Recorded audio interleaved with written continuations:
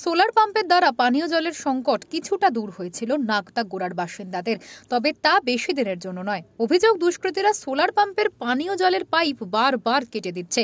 প্রশাসনকে বহুবার জানিয়েও কোনো সুরাহা মেলেনি। তাই ওই দুষ্কৃতীদের গ্রেফতারের দাবিতে পুরুলিয়ার মানবাজার 1 নম্বর ব্লকের সমষ্টি উন্নয়ন আধিকারিকদের দপ্তরের সামনে সোমবার দুপুর থেকে হাতে প্ল্যাকার্ড নিয়ে ব্লকের গেটের সামনে বিক্ষোভ দেখান মহিলারা। এলাকার বাসিন্দা টিয়া মণ্ডলের অভিযোগ, এই নিয়ে তিনবার পানীয় জলের সরবরাহের পাইপ কেটে দিয়েছে দুষ্কৃতীরা এবং প্রশাসনের কাছে লিখিত অভিযোগ জানানোর পরও দুষ্কৃতীদের গ্রেফতার করা হয়নি। তাই আজ তারা সকলে মিলে বিক্ষোভে সামিল হয়েছেন।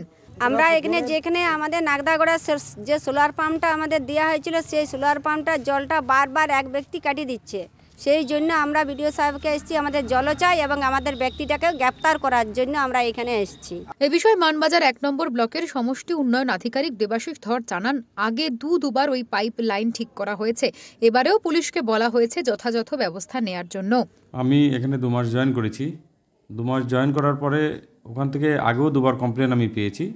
2বারই আমি পাইপ লাইন লাগিয়ে দিয়েছি যাতে সাধারণ মানুষের জলের কোনো অভাব না হয়। এবারও আবার কমপ্লেন পেয়েছি। আমি পুলিশকে বলেছি যথারীতি ব্যবস্থা নিতে এবং দোষী খুব তাড়াতাড়ি গ্রেপ্তার হবে। ওই গ্রামের কিছু বাসিন্দা এটিকে প্রশাসনিক ব্যর্থতা বলে অভিযোগ তুলে দুষ্কৃতীদের দ্রুত গ্রেফতারের দাবি জানিয়েছেন। পুরুলিয়া থেকে প্রদীপ মাহাতোর রিপোর্ট, ওঙ্কার বাংলা।